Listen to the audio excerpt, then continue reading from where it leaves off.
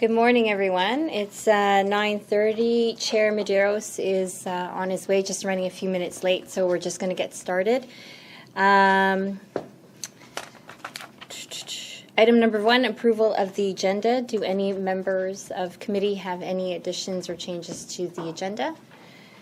No. Seeing none. Declaration of interest under the Municipal Conflict of Interest Act. Do any members of committee have any conflict of interest? Okay. Items under consent. There's nothing currently in consent. Does anyone want to add anything else in consent? No? Okay. Delegations and presentations. Item 4.1, delegation from Rob Hacking, Manager KPMG LLP, regarding review of council budget and staffing model. Reason? At the last audit committee meeting, we made some changes to the work plan, and we added this audit, which was the review of the new councillors' model. So we've asked KPMG to do the audit. The report was added to the agenda. They can provide an overview and maybe answer some questions.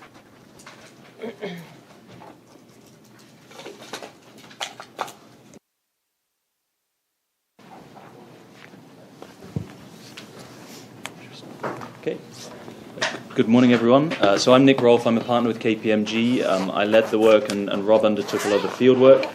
So I just wanted to give you a bit of an overview as to the scope of work that we undertook, and then I'll hand over to Rob to talk through some of the recommendations coming out of our work. In terms of the scope, we looked at the process for formulating the budgets for councillors, as well as approving those budgets. We looked at how expenses were being allocated, so both staffing resources and other expenses were actually being allocated by the city to those budgets to make sure that that process was working properly, and undertook some sample testing.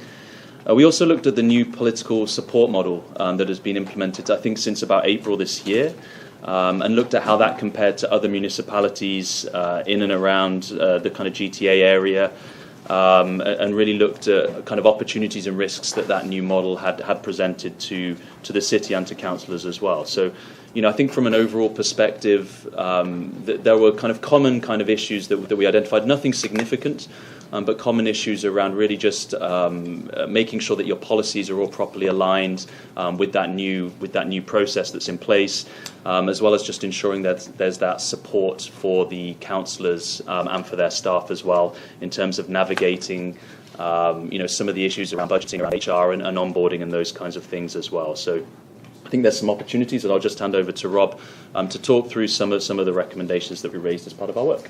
Yeah, so hi everyone. So our findings sort of focused on two key areas. So the first area was around the expense reporting and capturing process, which we did quite a lot of testing around. And the second area that our findings focused on was around the new support model and some of the risk associated around that model. I think we acknowledge the nature of the support model, the fact it gives councillors autonomy in their work. But I think our first recommendation sort of acknowledged that, but then captured the fact around having sort of a central officer to help support councillors if needed. I don't think it was designed as like a daily monitoring exercise, but more just having that central access point for councillors to reach out to people if needed. I think at the moment it does exist. I think councillors will reach out to who they feel appropriate, or I know it was at Theresa under the old model they reported into. I think there was still some reporting done into that, but just having that central accessible person to be able to be reached out to if needed for councillors to answer any questions. And I think we factored into that some of the HR processes. Again, I know there's been a lot of work to train councillors and have their understanding on the different HR processes, the nature of onboarding of their staff, some of the other policies and procedures. But again, to just reinforce that, as it's quite an important aspect of their role in taking on that sort of nature of HR, to have that sort of regular communications if required, to ensure that they're applying those policies appropriately. And I think the other recommendation which tied into that was recommendation 4, which focused on the Employment Standards Act. Again, we noticed that there had been training provided on the Act. It was included in their handbook, so they're aware of the nature to comply with it. But I think from our side, we just wanted that little bit of extra control around making sure councillors understand it, acknowledge it, abide by it, have read it, and just to have an annual confirmation and sign to confirm that they agree to adhere by them. just so that there's that extra level of security that although they're given that autonomy, that there is sort of that check to ensure that they do abide by those. So those were sort of the two recommendations, which focused on just that additional level of support and oversight of the councillors as part of their role.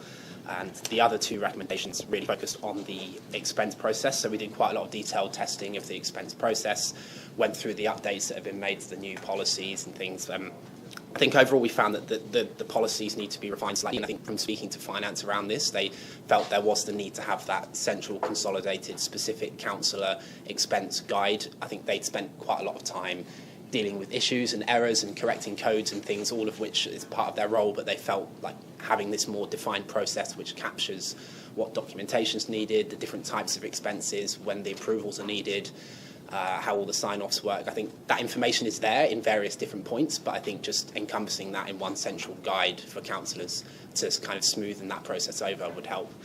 And the second recommendation around that was around the capturing of councillor expenses, specifically relating to the internal print shop and mailroom costs. So our understanding of that process at the moment is there's sort of two separate processes, one by which the costs are incurred by the internal department. They'll then contact finance, who will do a journal entry to account it to the relevant councillor, whereas other instances where the internal department will just go directly to councillor to resolve. So there seem to be two different processes, so I think we just raised the recommendation there to formalise that policy, make it a consistent process, make sure there's questions or comments by Councillor Santos? Thank you. Through you, Chair, thanks very much for this and for the review of the expense policies with the new political model. We kind of knew that we'd run into some bumps along the way as we transitioned over.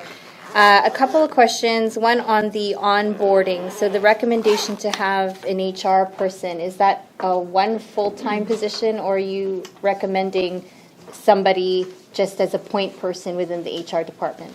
Yeah, I think it was the need for the central officer. I think it was just a need to have one consistent person who is there and available to answer questions to councillors. I think we found that it was going to various different people, or there wasn't that consistent person to be able to contact. So whether it comes from someone from HR, but just someone who's sort of appropriately understanding of the process and can answer those questions if councillors have them. So I don't think we were suggesting to add one new person. I don't think it's a full-time role. I think it really is at least just a named individual to help support as and when queries and questions arise, and just to make sure that all of the HR boxes are being ticked as you go through that onboarding process, and just ongoing support for staff as well. Okay, that makes sense to me. My other questions around the expense process, and I agree that we have to find a way to consolidate the process for tracking expenses.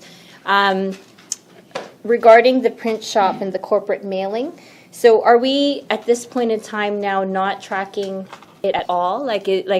I'm slightly concerned that we're still not at a point where we are able to identify councillors who are using corporate mailing in the corporate print shop downstairs.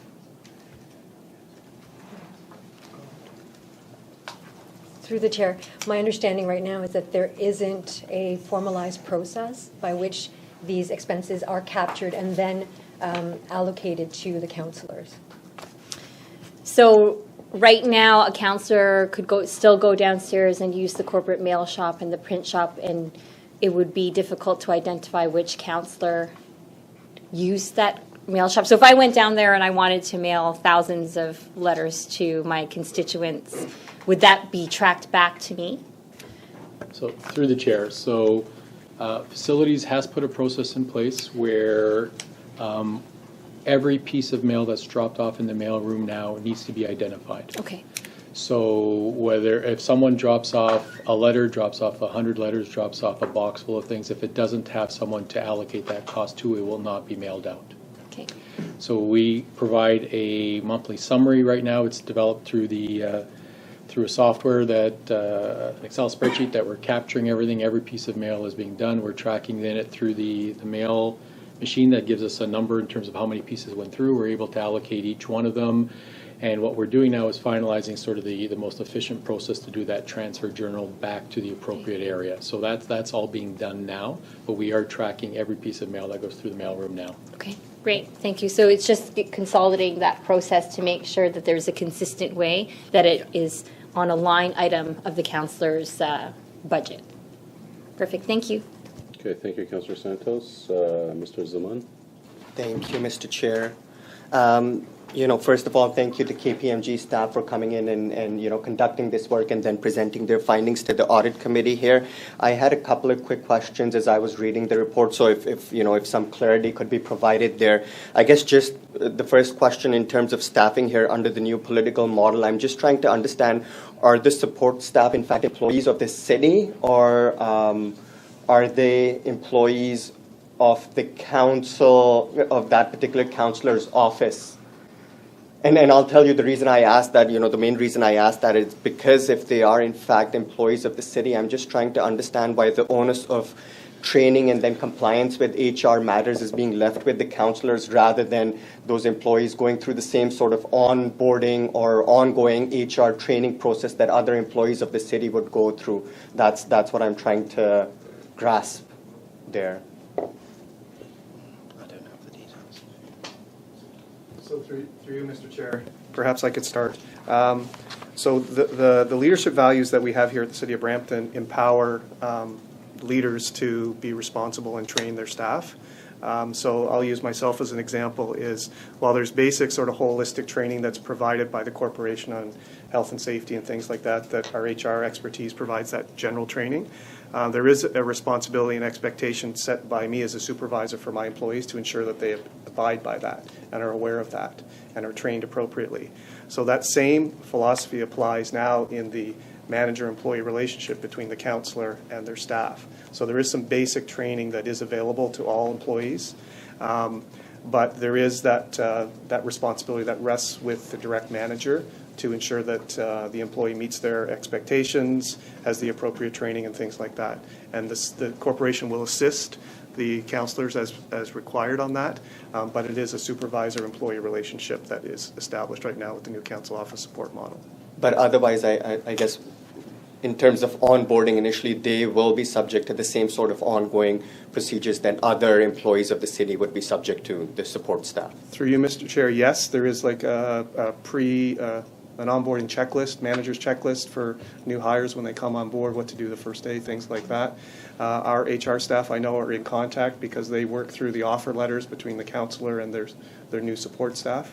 And if the councillor and their support staff need some training within the corporate training calendar, they'll make sure that they can get registered for those.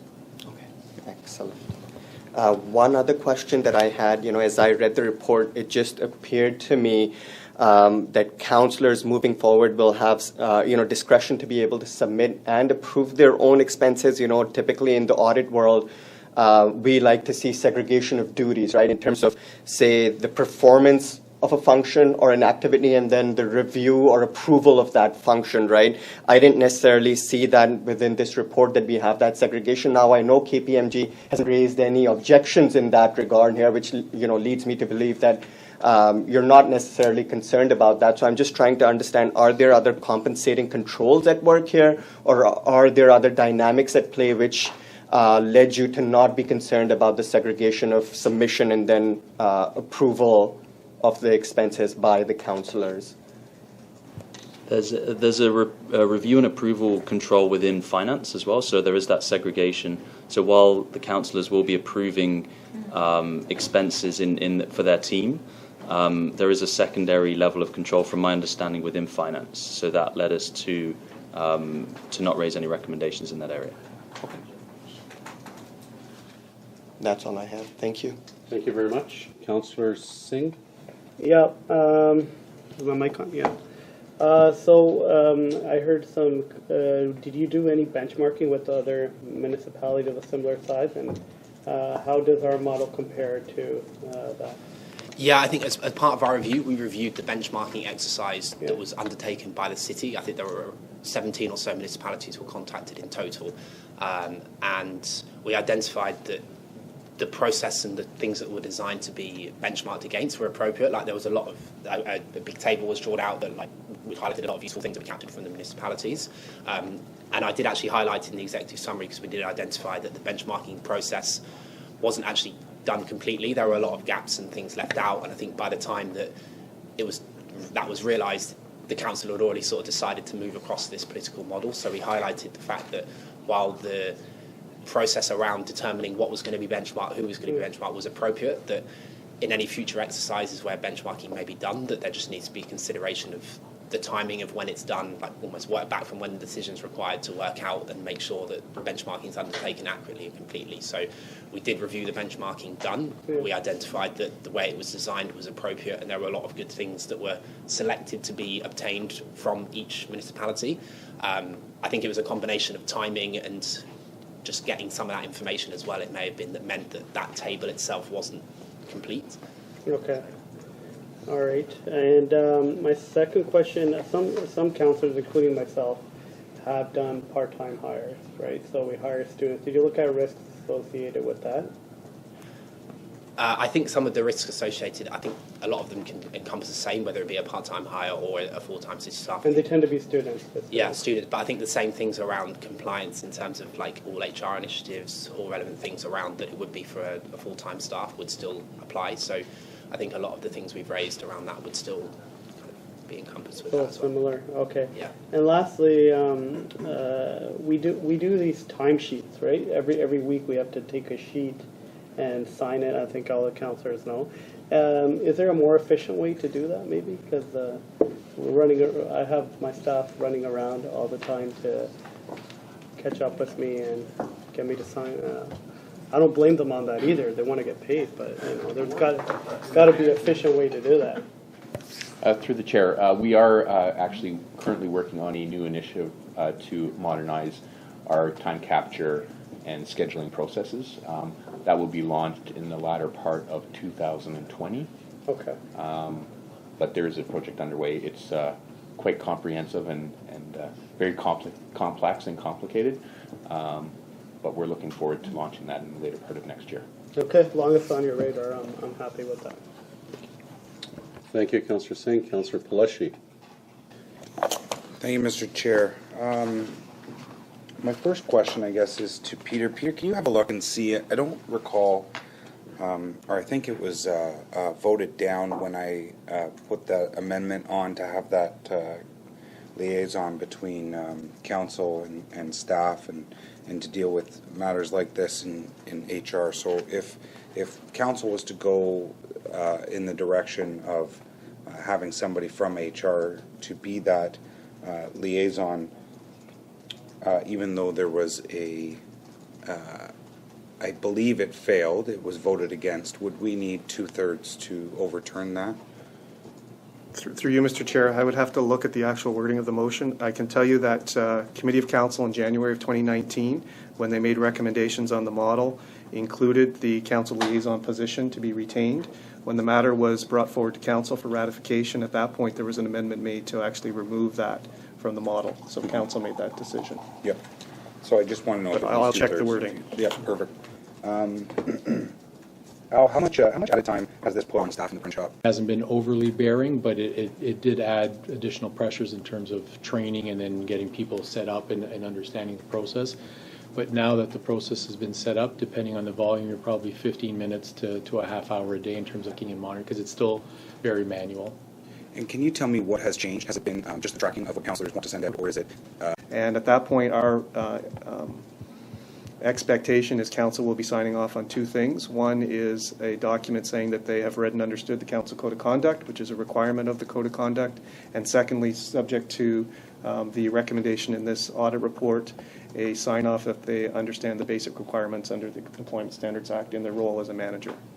So I think this is really important, and I don't want to be the one that says all members of council has to be there, but I think all members of council have to be there.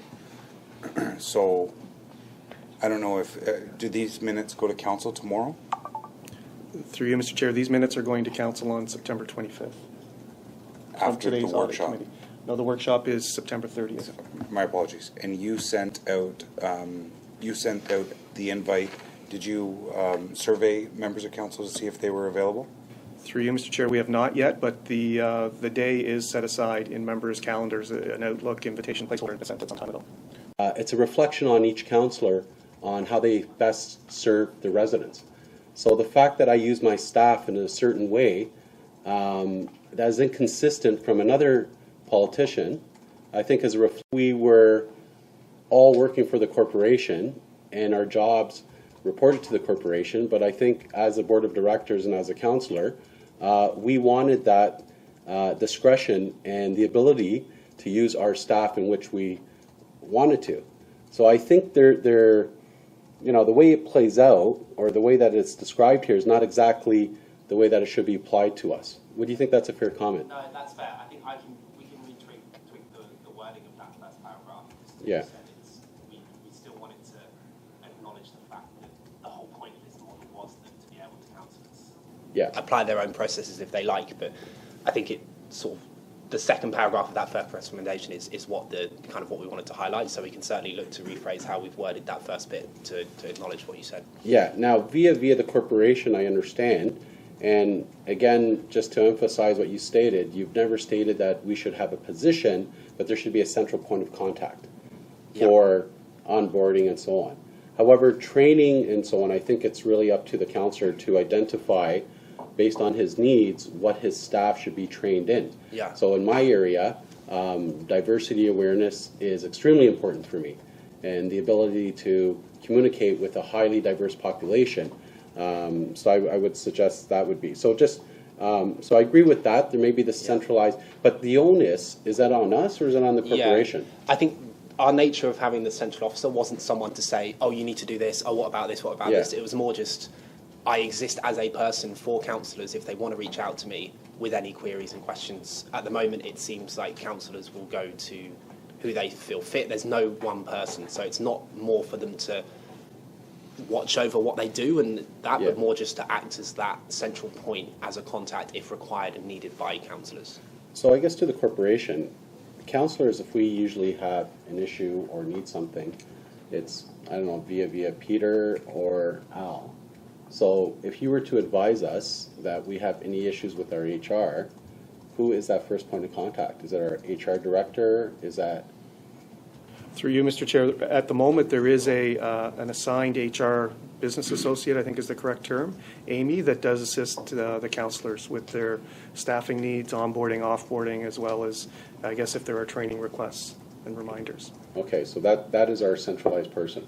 On HR only. I think what this recommendation is speaking to is there are other, there's diverse contact between the councillor's office and the administration, whether it's the operating departments, and I think this is speaking to sort of that a conduit for concierging that, facilitating that request and that communication. Okay. Thank you. I guess, and thank you very much. The second part, which I thought was important, was around the financial transparency in terms of our budgeting. Because, it does strike me when you look at other municipalities, and I think I've heard that this might be discussed at member services. What is given in terms of financial information, for example, even listing the names of people who work for you, listing salaries, consulting services, listing the actual corporation or the business, what are they consulting on, those type of activities. My understanding, that is a best practice. Do you have any comments on that? I think we can improve the budget, the information that we're providing. Yeah, absolutely. I think those things certainly speak to kind of good financial transparency and good financial reporting to help you in understanding where your costs, are coming from and understanding how, you're spending the budget that's allocated to you. So yeah, we would be supportive of that for sure. Great. Okay, thank you very much. Councillor Bowman. Thank you very much, through you, Mr. Chair. I originally was going to ask about the exact same thing Michael did with regards to another training session coming up.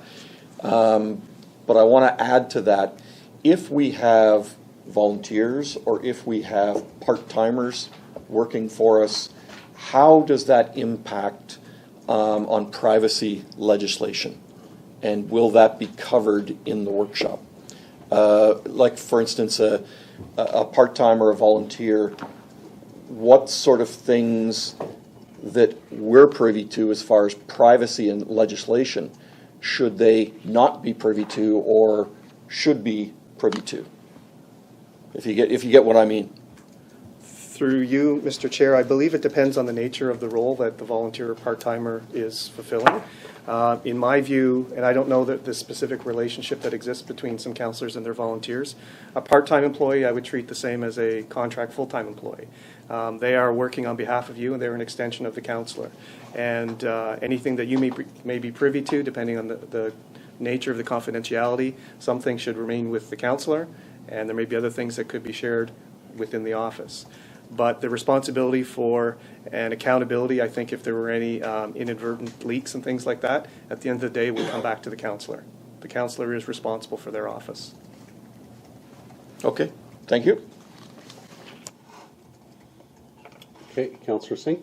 Yeah, when I just wanted to highlight, if we're talking about workshops, it's important either we do them separate or we do them together for our staff to be there because they're doing a lot of that actual work. When it comes to coding and other things, it's like mostly them. So either we do it joint or we have them they should definitely be. Thank you, Councillor Singh. Councillor Santos. Thank you, through you, Chair. You just reminded me about the expenses related to consultants. So if I hire staff, or if I hire a consultant versus staff, would the consultant have the same access to everything in the council office at City Hall as a consultant, or as a staff member would? Or what are some of, like, there are some concerns in terms of consultant versus staff and the reporting of the consultant's work, to Councillor Majeros's point in terms of transparency. I suspect, and it's not included in this report, but perhaps digging a little further on the role of consultants in councillors' offices would be greatly appreciated. Thank you, Councillor Santos. Okay, I see no questions and no further questions. Can I get a motion to receive the report? Moved by Councillor Singh. All in favor? Carried. Thank you very much. We go now on to reports. Item 5.1. Are there any questions or comments? Chris Gibson, Recreation Center Cash Handling and Revenue Audit Report. Mr. Zaman. Thank you so much, Mr. Chair, and thank you, Farouzan, for the work and the report that you presented to the Audit Committee. Now, my understanding of the audit report that was presented to us, I think the scope of this particular audit report was limited to the cash handling and sort of related procedures at the Chris Gibson Recreation Center only. It didn't extend to the other community centers within the city of Brampton. I'm just wondering if any consideration has been given to the and perhaps management can weigh in here as well, if any consideration's been given to the idea of extending some of the findings and recommendations within this report, which is limited to the Chris Gibson Recreation Center, to other recreation centers as well, just to basically strive to find more efficiencies and savings there. There's a few examples in here, right? One example is efficiencies that were identified relating to changing the number of scheduled pickups, which could save the recreation center by itself $6,000. Extend that, it may not be a linear relationship, but extend that to 25 community centers, and we're looking at $150,000 there, right? Another example was eliminating certain revenue reports to avoid duplication, and you actually extended that out to other community centers, saying 300 hours could be saved annually across community centers. So I guess I'm just wondering, management has agreed to take steps to address the recommendations here, but will those steps be taken holistically across all community centers? Through the chair, in discussions with management, the cash handling manual is going to be updated, and that's reflective of all of the community centers. When we started talking about the reports, that will be, again, translated across all of the community centers. I think the other part was the pickups. And again, when they start looking at it, they may just look at it by the centers, or they may look at it across all of the centers. But I'm going to let Derek weigh in on that as well.